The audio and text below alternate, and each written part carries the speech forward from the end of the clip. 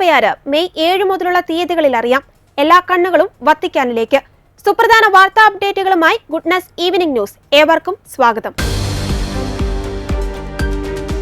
പത്രോസിന്റെ പിൻഗാമിയായി ആര് തെരഞ്ഞെടുക്കപ്പെടുമെന്ന് ലോകം മുഴുവൻ ഉറ്റുനോക്കുമ്പോൾ വത്തിക്കാനിൽ മാർപ്പാപ്പയെ തെരഞ്ഞെടുക്കുവാനുള്ള കോൺക്ലേവിന്റെ തീയതി പുറത്തുവിട്ടു.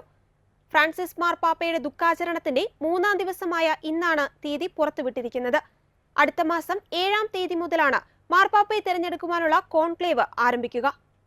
പത്രോസിന്റെ പിൻഗാമിയായി ആര് തെരഞ്ഞെടുക്കപ്പെടുമെന്നത് ലോകം മുഴുവൻ ഉറ്റുനോക്കുമ്പോൾ മാർപ്പാപ്പയെ തെരഞ്ഞെടുക്കാനുള്ള കോൺക്ലേവിന്റെ തീയതി പുറത്തുവിട്ടിരിക്കുകയാണ് വത്തിക്കാൻ. വത്തിക്കാനിൽ കൂടിയ കർദിനാൾമാരുടെ യോഗത്തിലാണ് തീയതി പ്രഖ്യാപിച്ചത്. മെയ് മാസം 7-നാണ് വത്തിക്കാനിൽ മാർപ്പാപ്പയെ തെരഞ്ഞെടുക്കാനുള്ള കോൺക്ലേവ് ആരംഭിക്കുന്നത്. സഭയെ നയിക്കാൻ പുതിയ ഇടയനെ തെരഞ്ഞെടുക്കാൻ 252 അംഗ കർദിനാൾ സംഘം സിസ്റ്റൈൻ ചാപ്പലിലാണ് ഒത്തുകൂടുന്നത്.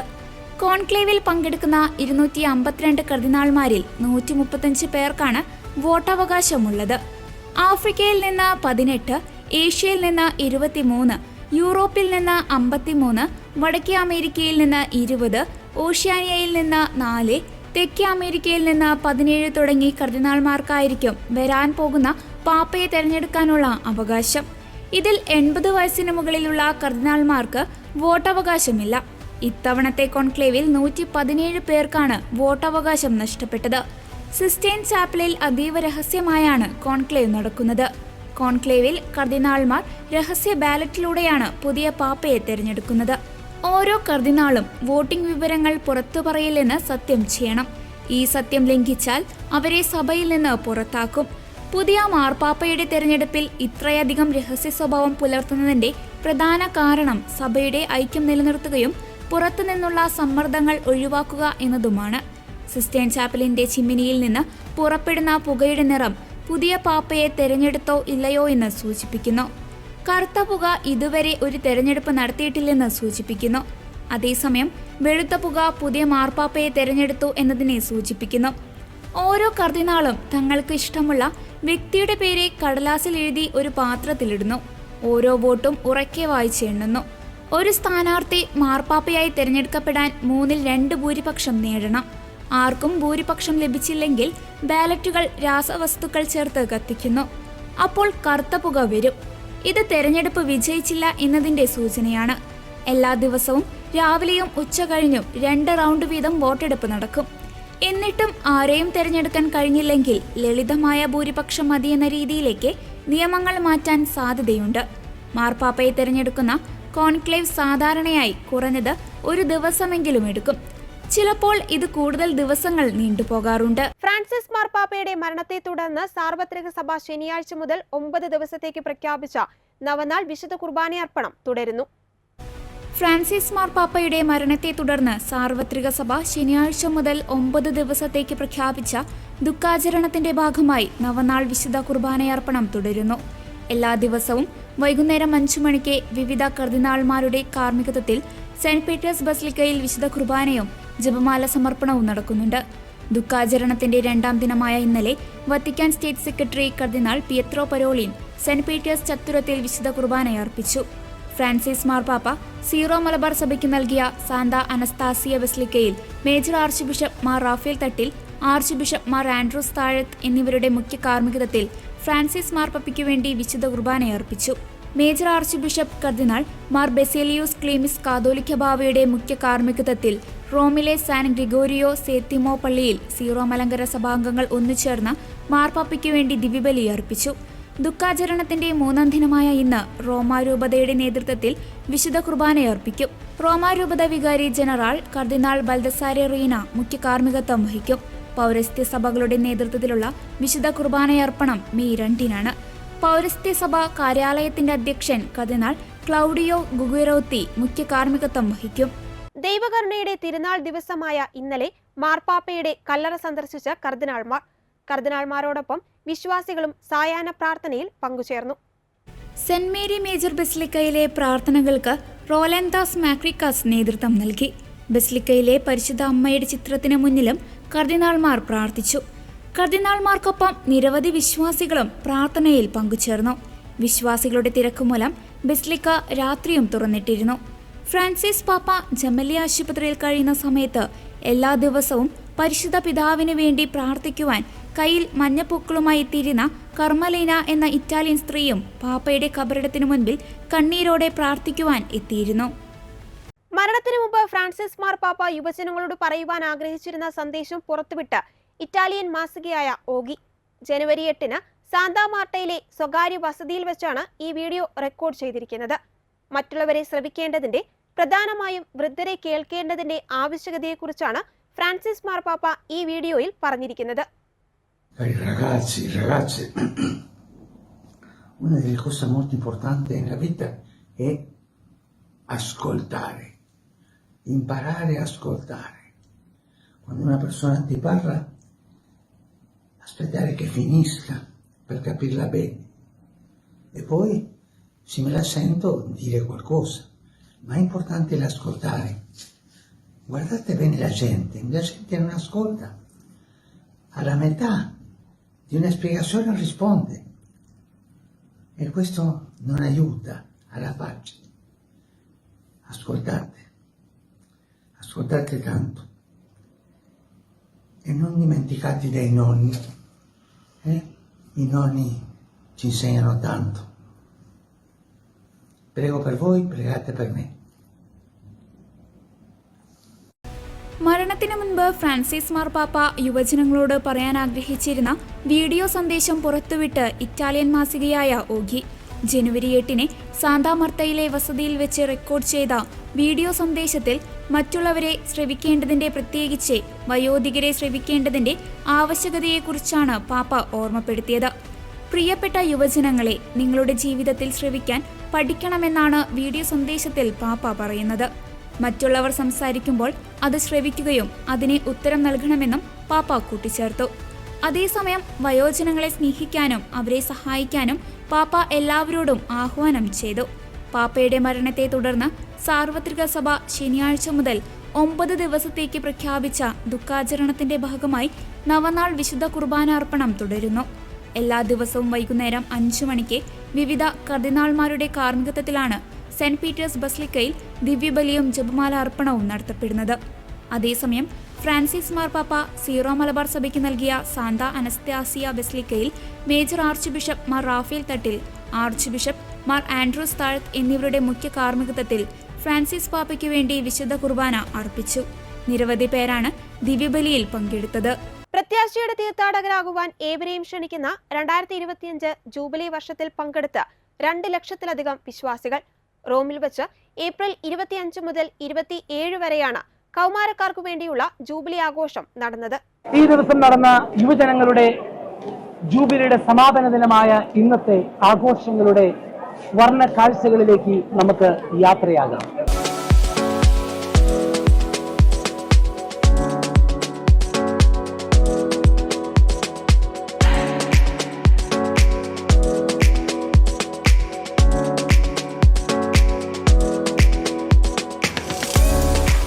മറ്റൊരു സുപ്രധാന കാര്യമെന്ന് പറയുന്നത്, ഇന്ന് കരുണയുടെ ഞായറാഴ്ചയാണല്ലോ, ഡിവൈൻ മേഴ്സി സൺഡേ. ഈ ഡിവൈൻ മേഴ്സി സൺഡേയിൽ പ്രത്യേകിച്ച് നടക്കേണ്ട ഒരു കർമ്മമായിരുന്നു, ആഘോഷമായിരുന്നു യുവജനങ്ങളുടെ ഹരവും തിരുസഭയുടെ ഇപ്പോൾ തിളങ്ങുന്ന മുത്തുമായ വാഴ്ത്തപ്പെട്ട കാർലോ അക്യൂറ്റസിന്റെ കാനനൈസേഷൻ. ആ കാനനൈസേഷൻ മാർപ്പാപ്പയുടെ ദേഹവിയോഗത്തെ തുടർന്ന് ക്യാൻസറായ വിവരം നമുക്കെല്ലാവർക്കും അറിയാമല്ലോ.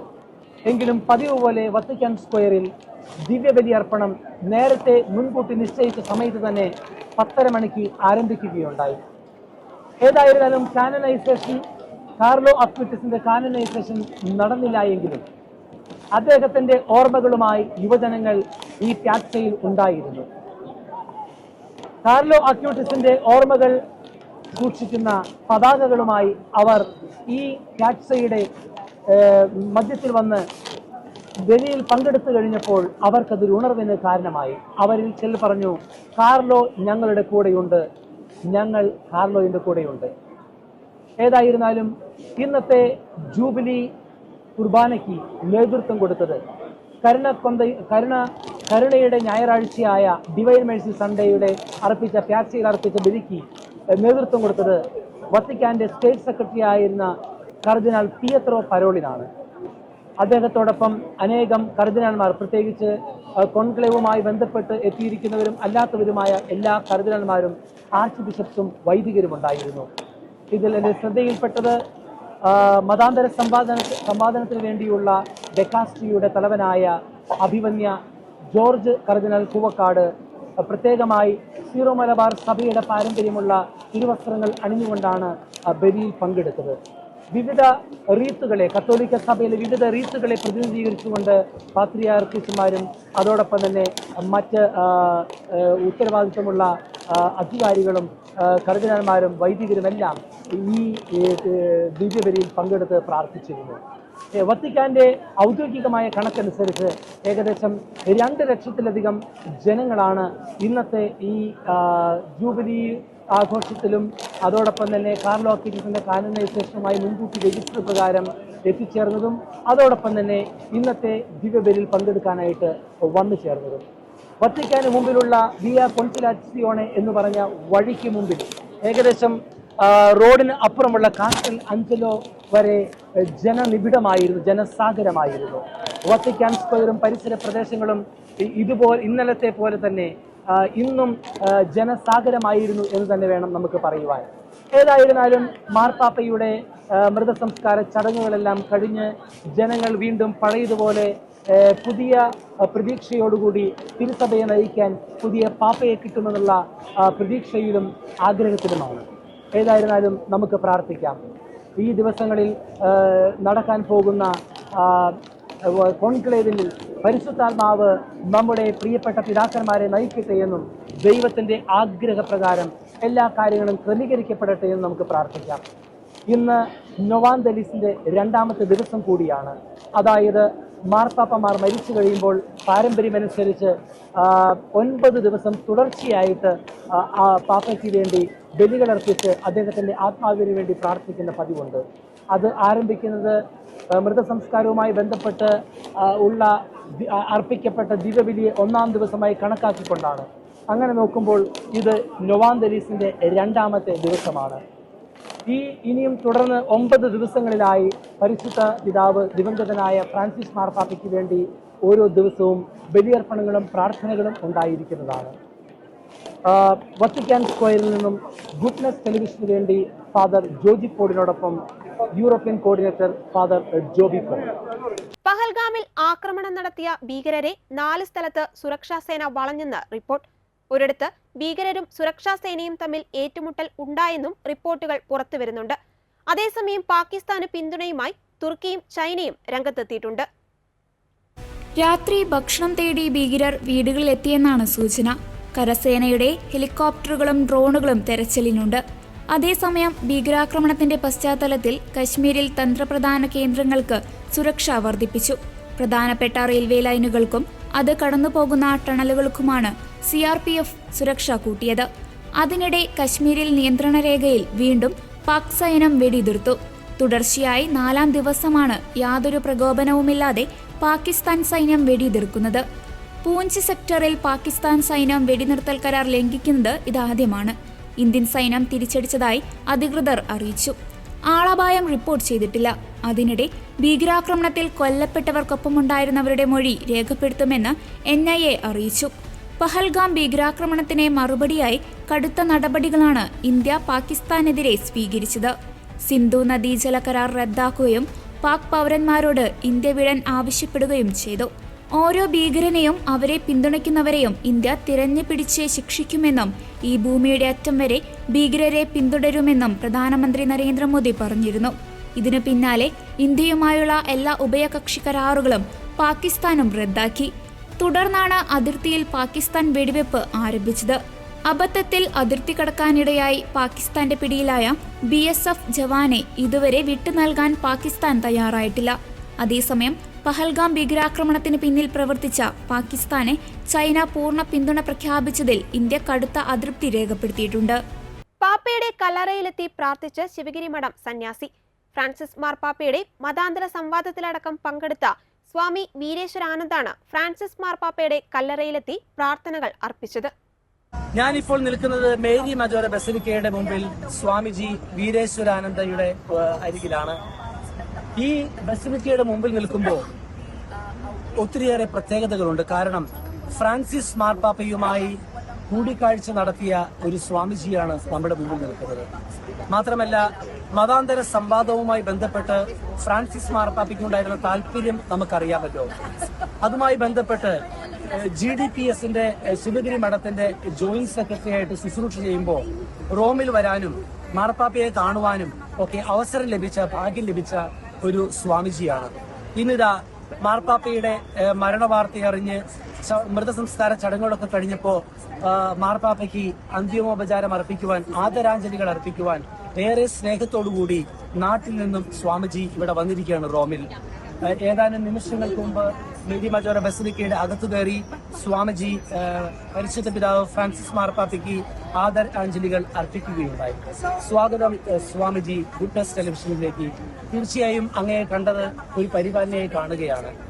ആദ്യമേ തന്നെ അങ്ങയോട് ചോദിക്കുവാനുള്ളത്, അങ്ങ് ആദ്യമായി ഫ്രാൻസിസ് മാർപ്പാപ്പയെ കാണാനിടയായ സാഹചര്യം ഒന്ന് വ്യക്തമാക്കോ? 1924 ആലുവായിൽ ഏഷ്യയിലെ ആദ്യത്തെ സർവമത സമ്മേളനം ശ്രീനാരായണ ഗുരുദേവന്റെ സംഘടിപ്പിക്കുകയുണ്ടായി.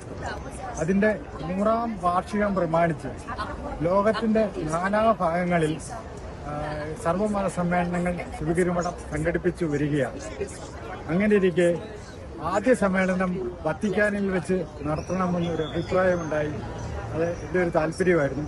ഞാൻ നേരെ വത്തിക്കാനിൽ വരുന്നു. കൂവക്കാട്ട് പിതാവിൻ്റെ സഹായത്തോടെ മാർപ്പാപ്പയെ കാണുകയും മാർപ്പാപ്പയുമായി 15 മിനിറ്റോളം സംസാരിക്കുകയും മാർപ്പാപ്പ ഈ സർവമത സമ്മേളനത്തെക്കുറിച്ചും സർവമത സമ്മേളനം സംഘടിപ്പിച്ച് അവിടെ ഉണ്ടായ കാര്യങ്ങളെക്കുറിച്ച് ഞാൻ വിശദീകരിച്ചു കൊടുത്തപ്പോൾ മാർപ്പാപ്പയ്ക്ക് താല്പര്യം കാട്ടി ഞങ്ങൾക്കൊരു അവസരം തരികയാണ് ഉണ്ടായത്.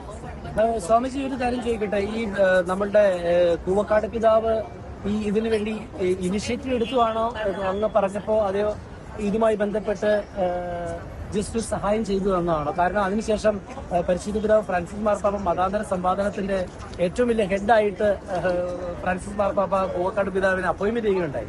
തീർച്ചയായിട്ടും ഞങ്ങൾ ഇവിടെ വരുന്ന സാഹചര്യത്തിൽ കൂവക്കാട്ട് പിതാവ് അദ്ദേഹം ഒരു സാധാരണ ഒരു ഫാദർ മാത്രമായിരുന്നു. അത് കഴിഞ്ഞ് ഒരു മാസം കൊണ്ട് തന്നെ ഫാദറിനെ കർദിനാളായി ഉയർത്തുകയും മാർപ്പാപ്പ ചെയ്തു. ഞങ്ങളുടെ ഈ ശിവഗിരി മഠത്തിന്റെ ആവശ്യം കൂവക്കാട്ട് പിതാവിനെ അവതരിപ്പിക്കുകയും കൂവക്കാട്ട് പിതാവ് അത് വളരെ ശ്രദ്ധയോടുകൂടി കേട്ട് പിതാവിന്റെ ഒറ്റയൊരു താല്പര്യത്തിലാണ് ഈ കാര്യങ്ങൾ വളരെ ഈസിക്ക് ഇവിടെ വെച്ച് നടത്തുവാൻ സാധിച്ചത്. അത് തീർച്ചയായിട്ടും വലിയൊരു സന്തോഷത്തിന്റെ അഭിമാനത്തിന്റെ ഒരു കാര്യം തന്നെയാണ്. കാരണം പിതാവ് മാർപ്പാപ്പയോട് ഏറ്റവും അടുത്ത് നിൽക്കുന്ന ഒരു വ്യക്തി, അപ്പം അതെല്ലാം ക്രമീകരിച്ചു തന്നു. അപ്പൊ ആ മൊമെന്റിൽ മാർപ്പാപ്പ പറഞ്ഞ കാര്യങ്ങൾ എന്തെങ്കിലും ഓർക്കുന്നുണ്ടോ മാർപ്പാപ്പയോട് സംസാരിച്ചു കഴിഞ്ഞപ്പോ? മാർപ്പാപ്പയുടെ കൂവക്കാട്ട് പിതാവിന് മാർപ്പാപ്പയുമായുള്ള ഒരു ബന്ധം, അത് നമുക്ക് ആ സ്നേഹം എന്താണെന്ന് നമുക്ക് അവിടെ വെച്ച് തന്നെ ആ പെരുമാറ്റത്തിൽ നമുക്ക് കാണാൻ അനുഭവിച്ചറിയാൻ സാധിച്ച ഒരാളാണ്. നിങ്ങള് മാർപ്പാപ്പയെ കണ്ടപ്പോ മതാന്തര സംവാദവുമായി ബന്ധപ്പെട്ട് മാർപ്പാപ്പയുടെ മനസ്സ് അല്ലെങ്കിൽ അദ്ദേഹം പറഞ്ഞ എന്തെങ്കിലും കാര്യങ്ങൾ പ്രത്യേകമായിട്ട് ഓർക്കുന്നതായിട്ടുണ്ടോ? തീർച്ചയായിട്ടും അദ്ദേഹം പറഞ്ഞ മനുഷ്യത്വമാണ് എല്ലാത്തിന്റെയും ഉപരി, മതമല്ല, മനുഷ്യത്വമാണ് എല്ലാം. അത് എടുത്ത് പറയുകയും ചെയ്തു മാർപ്പാപ്പ. അങ്ങനെ ഗുരുദേവന്റെ സന്ദേശങ്ങൾ അദ്ദേഹം മനസ്സിലാക്കുകയും അതിനെ സപ്പോർട്ട് ചെയ്തു. അദ്ദേഹം കാണിച്ച ഒരു സ്നേഹമാണ്. യേശുക്രിസ്തു സ്നേഹത്തിനാണ് ഏറ്റവും കൂടുതൽ ഊന്നൽ നൽകിയത്. അതിന്റെ ഒരു ഉദാഹരണമാണ് ജീവിതത്തിലൂടെ കാട്ടിത്തന്ന ഒരു മഹാത്മാവാണ് മാർപ്പാപ്പ. ആ മാർപ്പാപ്പയെ ഞാൻ എന്റെ ഗുരുസ്ഥാനത്താണ് കാണുന്നത്. അതുകൊണ്ടാണ് ഞാൻ റഷ്യയിലായിരുന്നു ഇത് അറിഞ്ഞപ്പം തന്നെ അവിടുന്ന് നേരെ ഇങ്ങോട്ട് പോയിരുന്നു. ലണ്ടനിൽ പോയിട്ട് ആളായിരുന്നു, പക്ഷെ അത് ക്യാൻസൽ ചെയ്ത് ഞാൻ നേരെ ഇവിടെ ഈ ശുശ്രൂഷ ചടങ്ങിന് വേണ്ടി ഞാൻ ഇവിടെ എത്തിച്ചേർന്നതാണ്. അത് തീർച്ചയായിട്ടും ദൈവത്തിന്റെ കൈകളിൽ